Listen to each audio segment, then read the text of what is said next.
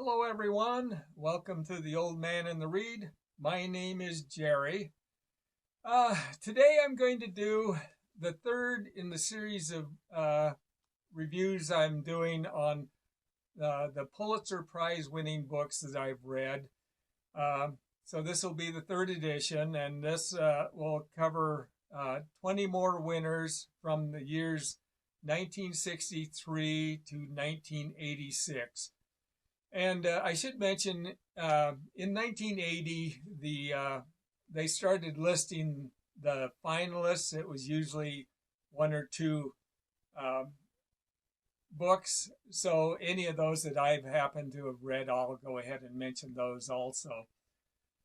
So anyway, the first winner in 1963 was The Reivers by William Faulkner. And this is just really a humorous tale about a 11-year-old boy and a man named Boone who steal the boy's grandfather's car for a joyride to Memphis. And then joining them is a black man who works for the grandfather. In 1965, there was no winner in 1964. So 1965, the winner was The Keepers of the House by Shirley Ann Gruhl. And much of this story is narrated by Abigail. She's the granddaughter of a man named William Howland, and she's reflecting back on the family history. The Howlands had been were from rural Alabama and had been an affluent and a well-respected family. But when William Howland's wife died, he began an affair with his black housekeeper and had some children by her. Then years later, Abigail is now married, and her husband is going to run for office, and he starts spouting some very racist statements in the campaign. But then Abigail's grandfather's affair comes to light. 1966, the winner was Collected Stories by Catherine Ann Porter. Just some really exceptionally well-written short stories. This is a compilation from, I guess it was 3 of her earlier books. But one of the stories I'll mention is Maria Concepcion, and this is about Maria, who murders a young woman who had been having an affair with Maria's husband, and the woman had had a baby by him. And then Maria adopts the baby. In 1967, the winner was The Fixer by Bernard Malamud. This is about Yakov. He's a Jewish man who has moved to Kiev looking for opportunity in the big city. He gets a job with a man who's a member of an anti-Semitic group. And then a young boy is found murdered in a cave, and it appears that his blood has been drained. And so everybody is thinking that that murder was a Jewish ritual murder.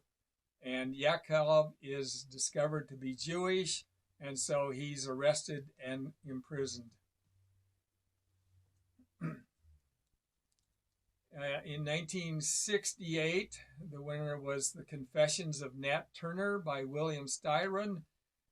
This is the story of a slave rebellion as told by the leader of the revolt, and this is told from his prison cell as he awaits execution. 1969 winner was House Made of Dawn by N. Scott Momaday. This is the story of a man who's trying to negotiate life between his Native American heritage and his white heritage. The 1970 winner was Collected Stories of Gene Stafford. This is a short story collection that is split into 4 sections. One of them is The Innocents Abroad, another Bostonian Stories, another is Western Colorado Stories, and then Manhattan Stories.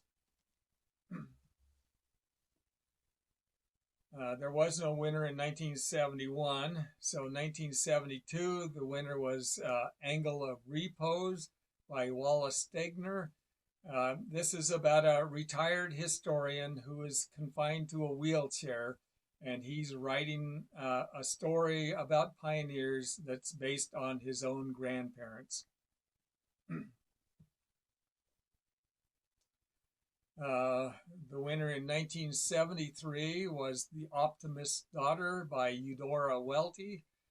This is the story of a daughter who has gone back to her childhood home while her father is dying. And she has to deal with her father's second wife, who's a very young, self-centered woman. But she has to sit by him at her father's deathbed.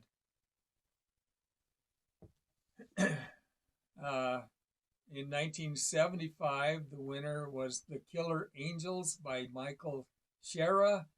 This is a story of the Battle of Gettysburg, and it's from several different perspectives. And much of it tells about the motives of the key players on both the north and the south side.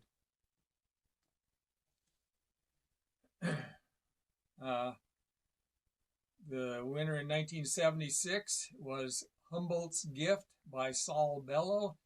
This follows Charlie Citrine. He's a young man with a love for literature, and he becomes the protege of Humboldt Fleischer. Fleischer had been his hero poet, but Humboldt Fleischer had been at the top of his game at one time, but is now losing it in drinking and drugs.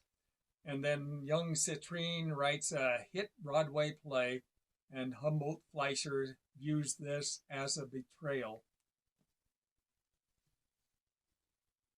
The winner in 1978 was Elbow Room by James Allen McPherson. This is a short story collection, and most of the stories are about being black in America in the 1970s. A couple of the stories: The Silver Bullet is a humorous story of a man's attempt to join a street gang, and another story, A Leaf of Bread. This is about a store owner who is accused of raising his prices in a low-income community. The next, in 1979, the winner was The Stories of John Cheever by John Cheever. This is a collection of 61 short stories, and most of the stories are just short snippets in the lives of various characters. And they cover a variety of situations that these characters are experiencing, and they're usually quite significant events in their lives, such as adultery, sexual affairs, and even death. Okay, so starting in 1980, I'll start showing any of the finalists that I've read also. But the winner in 1980 was The Executioner's Song by Norman Mailer, and this is a story based on the true story of Gary Gilmore, who had killed 2 men, and then was convicted of the crime and insisted on execution after. I read one of the finalists for that year, The Ghost Rider by Philip Roth. And this is the first story that features Nathan Zuckerman. That's Philip Roth's alter ego. And he's in this, he's a short story writer, hoping to get advice from a mentor. He's conflicted about a story that he's written about his family, and he's told by the mentor to ignore his feelings and go ahead and publish the book or the story. The 1981 winner is A Confederacy of Dunces by John Kennedy Toole. Now, this is a book that a lot of people really thought was good, but I have to admit I didn't like it at all. I thought it was, the humor was just way over the top and much of it just very contrived. Dialogue was mostly just people shouting at each other. And the main protagonist is, I thought, very repugnant and unlikable, and as it was pretty much everybody else in the book. So anyway, I didn't like it. One of the finalists that I read in that year was So Long, See You Tomorrow by William Maxwell. And this is about an elderly man who is reminiscing about a childhood friendship he had 50 years before. And that friendship had suddenly ended when his friend's father murdered another man. The winner in 1982 was Rabbit is Rich by John Updike. And this is the third in the series of his stories about his perpetual loser, Harry Angstrom. In this, Harry is, I don't know if you've read any others, but Harry leads a very dysfunctional life, and he's always making just incredibly poor decisions. But in this book, he finally makes a little bit of modest success, but that's only because his father-in-law has died and has left him part ownership in a car dealership. One of the finalists that I read in that year is A Flag for Sunrise by Robert Stone. This follows 4 Americans who are in Cannes. That's a fictional Central American country. And they go there just as a revolution is beginning. Another finalist from that year is Housekeeping by Mary Robinson. And this is about 2 sisters who are left at their grandmother's doorstep by their mother, and then the mother went out and committed suicide. And then after a few years, the grandmother dies, and 2 great aunts come to care for the children, and then eventually a very eccentric aunt, Sylvia, comes into the picture.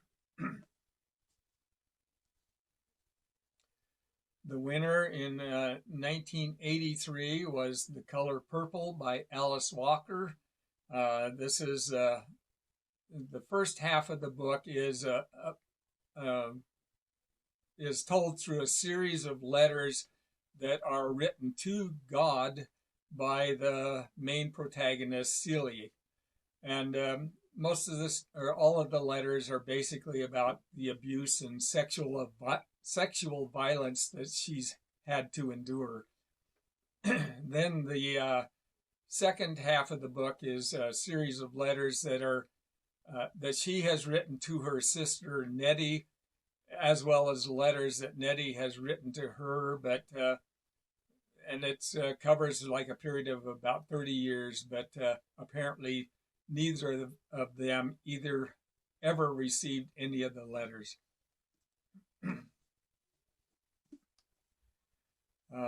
the finalist in that year is Dinner at Homesick Restaurant by Ann Tyler. And this is a family drama that follows the Tull family. And the family consists of the mother Pearl, sons Cody and Ezra, and daughter Jenny, and then their father Beck, who walked out of the family and never returned. 1984 winner was Ironweed by William Kennedy, and this is basically about a man, Francis Felon, who had been a Major League Baseball player, but he's now a homeless drunk. But he had run away when he accidentally dropped his baby, and the baby died.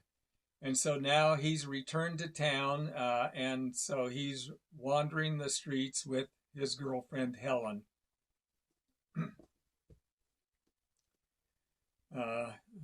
Finalist that I read for that year is Cathedral by Raymond Carver, and this is short stories. The title story, Cathedral, is about a blind man who visits a woman he used to work for.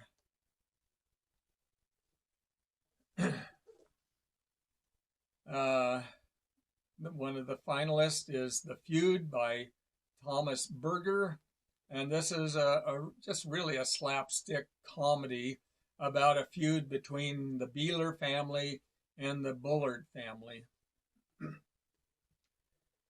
Another finalist for that, or a winner, the 1985 winner for that year was Foreign Affairs by Alison Lurie. And this follows two Americans in London. One of them is an older woman, Vinnie. She's a college professor. And the other is Fred. He's a young man who has gone there for research. But each of them develop romantic relationships while there. Vinnie with an obnoxious American tourist, and Fred with an English actress.